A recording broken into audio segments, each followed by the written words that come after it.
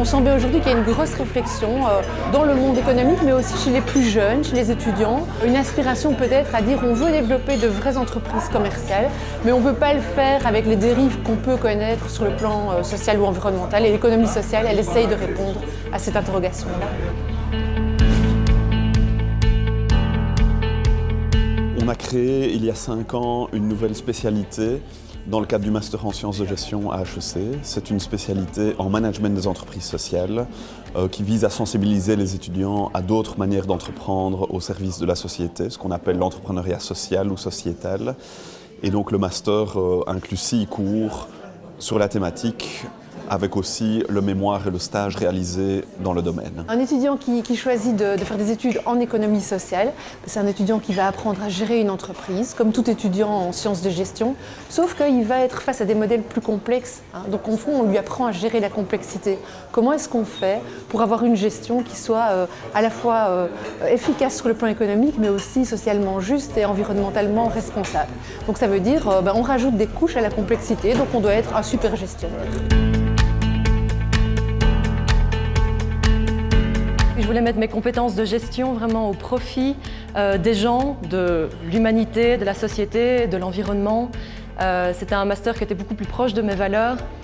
Moi, je viens du monde de la culture et de la musique.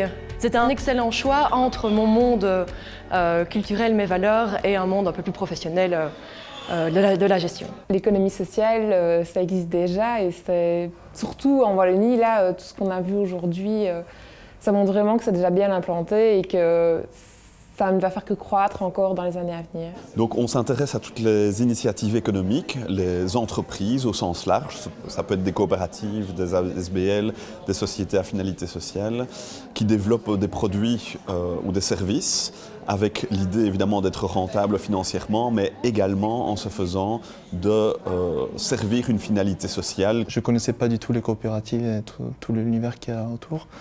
Et donc là, j'ai découvert ce qui m'intéressait beaucoup plus dans la gestion. Et là, on se rend compte un peu que les gens sont un peu écrasés dans leur vie quotidienne, qu'ils ne s'y retrouvent pas vraiment, qu'ils ne trouvent pas leur place, etc. Et là, je trouvais que via ces alternatives de gouvernance ou d'organisation d'entreprise, l'humain retrouve un petit peu de place, quoi.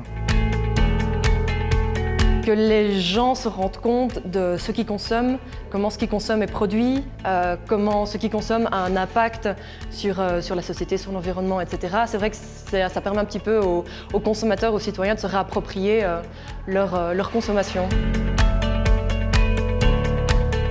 Il y a des entreprises d'économie sociale dans le secteur culturel, pensons au Green New ici à Liège, dans le secteur de la récupération et du recyclage, pensons à Terre, dans le secteur du tourisme local, pensons à Vin de Liège, dans le secteur certes des services aux personnes, mais par exemple aussi dans l'Oreca. Vous voyez ici, on est dans une chouette entreprise d'économie sociale, une entreprise qui offre un service Oreca, restaurant, traiteur, cafétéria, et qui donne aussi une opportunité d'emploi à des personnes qui n'auraient peut-être pas eu la chance d'avoir de l'emploi dans une entreprise classique. On ne forme effectivement pas aux assistants sociaux ou des personnes qui vont devenir nécessairement des expertes d'un défi en particulier, mais qui par contre pourront apprendre à gérer une entreprise en ayant aussi des mécanismes de gestion en interne, par exemple de participation des travailleurs, de prise de décision plus collective, de réinvestissement des profits au sein de l'organisation.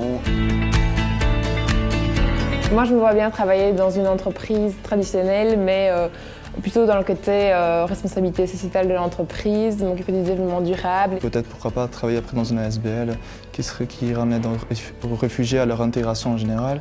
Après, je suis très passionné aussi par l'art en général, et donc pourquoi pas dans le financement participatif des projets musicaux. Donc c'est vraiment très divers et varié, quoi.